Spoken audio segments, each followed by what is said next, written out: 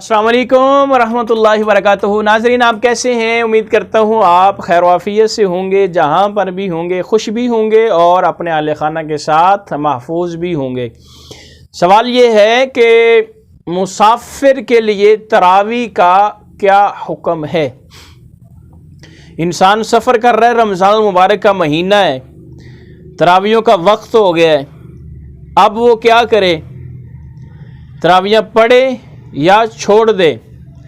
तो इसके बारे में बड़ी सादा सी बात है कि पहले तो समझें कि तरावी है क्या, सुन्नत है, वाजिब है या फ़राइज़ में से हैं। तो इसका आपको जवाब मिलेगा कि ये नवाफिल हैं। क्या हैं? नवाफिल हैं।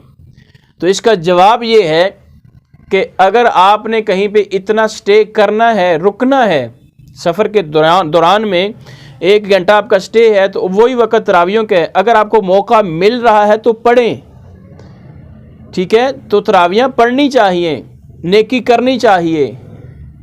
इंसान की ज़िंदगी का तो पता नहीं है, पता नहीं इस घंटे से आगे हमने जाना है कि नहीं, बल्कि ये मैं बोल रहा हूँ, मेरा नीचे वाला सांस ऊपर आना है या नहीं, मैं अगला लफ्ज़ बोल सकता हूँ या नहीं, ये मुझे नहीं मालूम, किसी को भी मालूम नहीं है।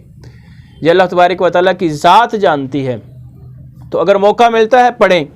और दूसरी इसकी सूरत ये है कि अगर आप कहीं पे मेहमान गए हुए हैं, ठीक है, एज ए कहीं पे गेस्ट गए हुए हैं, तो वहाँ पे अगर आपको मौका मिलता है, ज़ाहिरी बात है आपने वहाँ पे रुकना है, रात अगर रुकना है या इतना स्टे करना है कि जितनी देर आपने तरावियाँ पढ़ सकते हैं, तो आप वहाँ पे पढ़ें। ये अच्छी बात है, दुरुस्त है। और हाँ, अगर आप सफ़र में हैं तो सिर्फ़ आप अकेली फ़राइज़ नमाज पढ़ें, ठीक है? उसमें भी कसर कितनी होनी चाहिए ये मैं आपको अगली वीडियो में बताता हूँ कि नमाज कसर कितने सफ़र के वक्त होती है।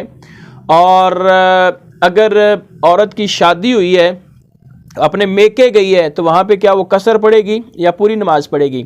इसके बारे में अगली वीडियो बताता हूँ। अभी तक के लिए इतना ही। चैनल को ज़रूर सब्सक्राइब कर दीजिएगा।